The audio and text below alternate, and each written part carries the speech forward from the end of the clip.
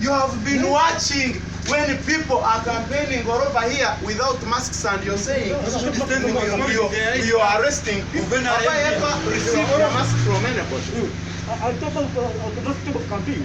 Afande, listen to me. Listen to me. I have never received a mask from anybody, and you're telling me people don't want a mask. That is stupidity. Yes, I am saying, have I ever received any mask from anybody so that I should put it on? And you go into people's houses arresting people that they are not putting on masks. He was around. Huh? But when I don't think You have been looking at people on these streets not putting on masks.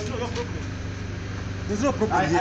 I am telling you, Afande, I came to ask you, how would you enter somebody's house When they to are arrest alone, somebody that is not putting when on a they are only mask? there, what's the community? We need to deal with this Nico Pompri.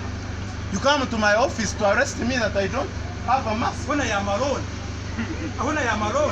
Afande, please try me next time. Try me.